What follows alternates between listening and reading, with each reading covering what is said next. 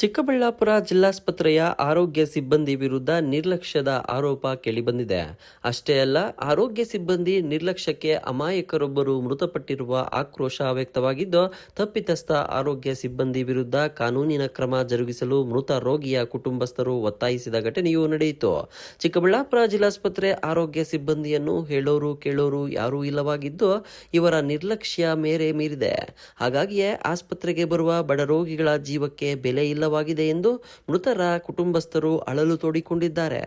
ಆರೋಗ್ಯದಲ್ಲಿ ಏರುಪೇರಾದ ಕಾರಣ ಚಿಕ್ಕಬಳ್ಳಾಪುರದ ಕಾನ್ವೆಂಟ್ ಸ್ಕೂಲ್ ಪಕ್ಕದ ನಿವಾಸಿ 49 ವರ್ಷದ ಸನಾವುಲ್ಲಾ ಶರೀಫ್ ಎಂಬಾತ ಭಾನುವಾರ ರಾತ್ರಿ ಜಿಲ್ಲಾಸ್ಪತ್ರೆಗೆ ದಾಖಲಾಗಿದ್ದು, ಅಗತ್ಯ ಪರೀಕ್ಷೆಗಳನ್ನು ನಡೆಸಿದ ವೈದ್ಯರು ಆತನ ಹೃದಯದಲ್ಲಿ ಸಮಸ್ಯೆ ಇದ್ದು ಕೂಡಲೇ ಜಯದೇವ ಆಸ್ಪತ್ರೆಗೆ ಹೋಗುವಂತೆ ಸೂಚನೆ ನೀಡಿದ್ದರಂತೆ.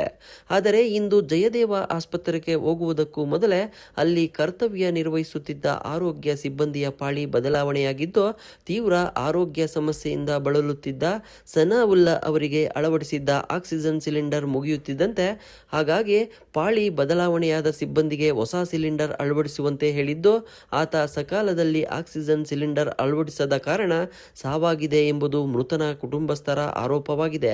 Emergency patient heart valve block ಆಗಿದೆ, ಬ್ಲಡ್ ಕಡಿಮೆ ಇದೆ ಅಂತ ಹೇಳ್ಬಿಟ್ಟು ಆಂಬ್ಯುಲೆನ್ಸ್ ಕರಿಬೇಕು. ಆಂಬ್ಯುಲೆನ್ಸು ಒಂದಲ್ಲ 2 ಆಂಬ್ಯುಲೆನ್ಸ್ ಬಂದು ನಿಂತ್ಕೊಂಡಿದ್ರೇನು ಪೇಷಂಟ್ಗೆ ಇಂಜೆಕ್ಷನ್ಸ್ ಹಾಕಿದ್ದೀನಿ ಅಂದರು. ಇಂಜೆಕ್ಷನ್ಸ್ ಹಾಕಿದ್ಮೇಲೆ ಎಲ್ಲ ಆಯಿತು, ಡಾಕ್ಟರ್ಸ್ ಕೆಲಸ ಮಾಡಿದ್ರು, ಶಿಫ್ಟ್ ಮಾಡಿ ಅಂತ ಹೇಳಿದ್ರು. 20 ಮಿನಿಟ್ಸ್ 25 ಮಿನಿಟ್ಸ್ ಆಗಿದೆ. ವಾರ್ಡನ್ಸು ಶಿಫ್ಟ್ ಮಾಡೋಕ್ಕೆ ಆಕ್ಸಿಜನ್ ಹಾಕಿ ಶಿಫ್ಟ್ ಮಾಡಬೇಕಿತ್ತು. ಆಕ್ಸಿಜನ್ ತೆಗೆದುಬಿಟ್ಟಿದ್ರು. ಇದು ಆಕ್ಸಿಜನ್ ತೆಗೆದ್ರೆ ನನಗೆ ಆಗ್ತಾ ಇಲ್ಲ ಅಂತ ಎದ್ದು ಬೀಳ್ತಾ ಇದ್ರು. ಅಲ್ಲಿಗೂ ಅವರು ನೋಡ್ಕೊಂಡಿದ್ದಾರೆ, ನಾವು ಇಲ್ಲ ಇರು ಅಂತ. ನೀರು ಕುಡಿಸ್ಬೇಡ ಅಂದರು. ನೀರು ಕುಡಿಸ್ದಿರ ಅದು ಇದೆಲ್ಲ ಮಾಡಿದ್ಮೇಲೆ ಅವ್ರ ಪೇಷಂಟ್ಗೆ ಅಲ್ಲಿಂದ 20-25 ನಿಮಿಷ ಇಬ್ಬರಿಬ್ರು ಬಂದರು. ವಾರ್ಡನ್ಸು ಬಂದು ಆಕ್ಸಿಜನ್ ತರ್ತೀನಿ ಅಂತ ತಂದೇ ಇಲ್ಲ. ಆಮೇಲೆ ಡಾಕ್ಟ್ರ್ ಬಂದು ಫಸ್ಟ್ ಜಲ್ದಿ ಶಿಫ್ಟ್ ಮಾಡಿ ಎಮರ್ಜೆನ್ಸಿ ಪೇಷಂಟ್ ಅಂತ ಡಾಕ್ಟರ್ ಹೇಳಿದ. ಸೆಕೆಂಡ್ ಶಿಫ್ಟಿಗೆ ಬಂದ ಹುಡುಗ ಸೀದಾ ಎತ್ಕೊಂಡು ಇನ್ನೂ ನಾವು ಆಂಬುಲೆನ್ಸ್ ಹತ್ರ ಹೋಗಿ ಅಲ್ಲ ಮಾಡೋಷ್ಟೊತ್ತಿಗೆ ಅವ್ರಿಗೆ ಆಗ್ತಾ ಇಲ್ಲ. ಆಕ್ಸಿಜನ್ ಹಾಕಿದ್ರು. ಆಕ್ಸಿಜನ್ ಹಾಕಿ ಇನ್ನೂ ಸೆಕೆಂಡ್ ಗೇಟ್ ಬರೋ ಅಷ್ಟೊತ್ತಿಗೆ ಅವ್ರು ಒಂಥರ ಎಲ್ಲ ಬಿದ್ದುಬಿಟ್ಟು, ಇಷ್ಟು ಎಮರ್ಜೆನ್ಸಿಗೆ ಇಷ್ಟು ವ್ಯವಸ್ಥೆ ಮಾಡೋಕ್ಕೆ ನಮಗೆ ಹೋಗ್ತಾ ಇದ್ದಿದ್ಮೇಲೆ ಡಿಸ್ಟಿಕ್ ಹಾಸ್ಪಿಟ್ಲ್ ಅಂತ ಚಿಕ್ಕಬಳ್ಳಾಪುರದಲ್ಲಿ ಏನಕ್ಕೆ ಬೇಕು?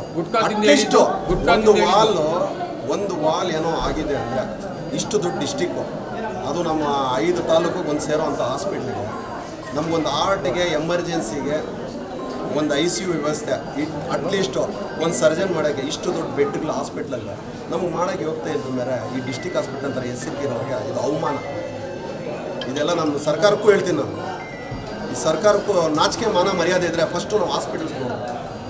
ಯಾವುದಾದ್ರೂ ನಾವು ಒಬ್ಬರು ಪರವಾಗಿ ಹೇಳೋದಲ್ಲ. ಈ ಥರ ಎಲ್ಲ ಈ ನಮ್ಮಂಥವ್ರು ತಿಳಿದಿರೋರಿಗೆ ಹಿಂಗಾದ್ರೆ ಬಡವ್ರಿಗೆ ಏನ್ರಿ ಆಗುತ್ತೆ? ಏನು ಅನುಕೂಲ? ಇಲ್ಲಿ ಸ್ಟಾಫ್ ಅವ್ರದ್ದು ಡಾಕ್ಟರ್ಸ್ ಪಾಪ ಮಾಡೋ ಟ್ರೀಟ್ಮೆಂಟ್ ಎಲ್ಲ ಮಾಡಿದ್ದಾರೆ. ಸ್ಟಾಫ್ ಹಿಂಗೆ ಮಾಡಿರೋದು ಸರ್. ಹಿಂಗಾದ್ರೆ ಈಗ ಏನಾಗಿದೆ ಸರ್? ಇವಾಗ ಡೆತ್ ಆಗಿದೆ.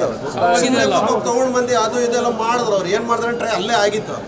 ಇಲ್ಲಿಂದ 10 ನಿಮಿಷದಲ್ಲಿ ಅವರು ಇಷ್ಟು ಮಾಡಿದರೆ, ಇಷ್ಟು ನಿರ್ಲಕ್ಷ್ಯ ಮಾಡಿದರೆ, ಅವರು ಆಕ್ಸಿಜನ್ ಮಾಡಿ ICU ಮಾಡಿದ್ರೆ ನಮಗೆ ತೊಂದರೆ ಆಗ್ತಾ ಇರಲಿಲ್ಲ.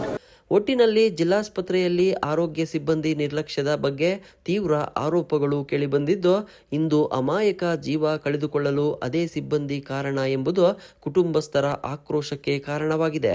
ಅದೇನೇ ಇದ್ದರೂ ಸಂಬಂಧಿಸಿದವರು ಈಗಲಾದರೂ ಜಿಲ್ಲಾಸ್ಪತ್ರೆಯ ನಿರ್ಲಕ್ಷ್ಯದ ಬಗ್ಗೆ ಗಮನ ಹರಿಸಿ ಸರಿಪಡಿಸುವ ಪ್ರಯತ್ನ ನಡೆಸಿದ್ದಾರಾ? ಕಾದು ನೋಡಬೇಕಿದೆ.